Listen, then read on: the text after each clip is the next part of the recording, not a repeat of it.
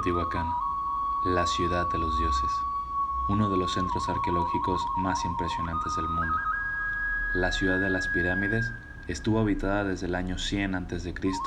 hasta el 650 después de Cristo aproximadamente.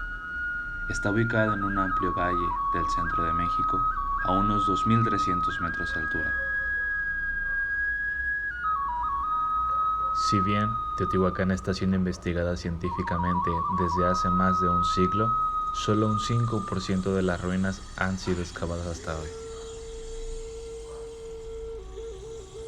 Hasta su misterioso fin en el siglo VII, acompañado de un incendio devastador, Teotihuacán fue un poderoso centro político, militar, económico y cultural que influenció a toda Mesoamérica.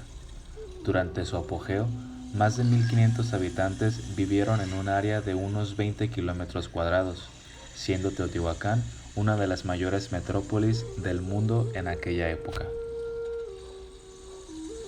Aún se desconoce con exactitud quiénes fueron sus habitantes y las razones por las que abandonaron el sitio alrededor del año 650 después de Cristo.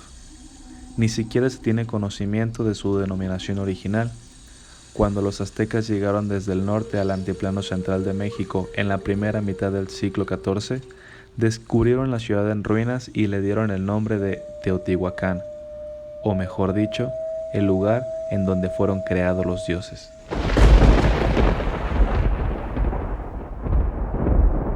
Teotihuacán estaba estructurada por amplias calzadas y poseía una eficiente provisión de agua y sistema de desagüe. Las pirámides, los templos y palacios estaban recubiertos de estuco y adornados con murales de colores vivos. Teotihuacán fue una ciudad cosmopolita que hospedaba una cantidad considerable de extranjeros. Los grupos de las regiones Maya, Oaxaca y la costa del Golfo vivían en barrios separados de la ciudad. Si bien residían lejos de sus tierras de origen, conservaban muchos elementos de la propia cultura.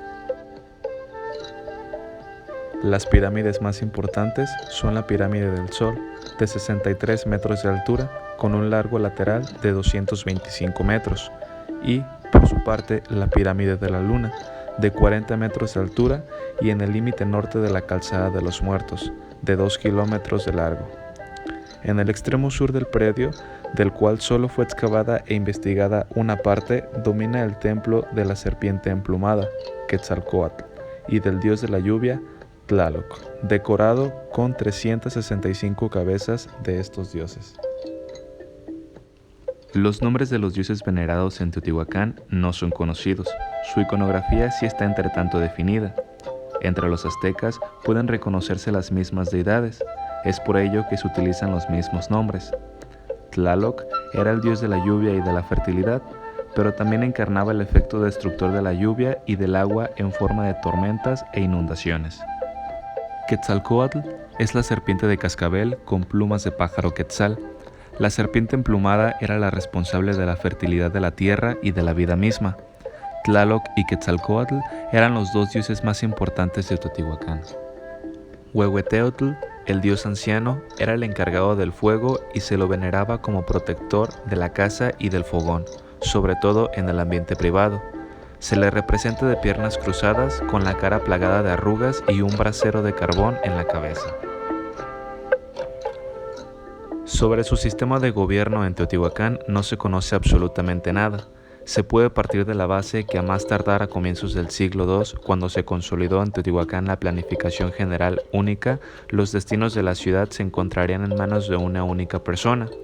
A lo largo de los siglos, la sede gubernamental estuvo localizada probablemente en distintos lugares. En el monumental complejo edilicio de Jala, que se encontraba al norte de la Pirámide del Sol, y en los núcleos habitacionales de la Ciudadela, que flanqueaban la Pirámide de la Serpiente Emplumada. En el siglo IV debe haberse producido un cambio radical. Las enormes cabezas de serpiente de la pirámide de Quetzalcóatl fueron derribadas y se construyó una gran plataforma a uno de sus lados.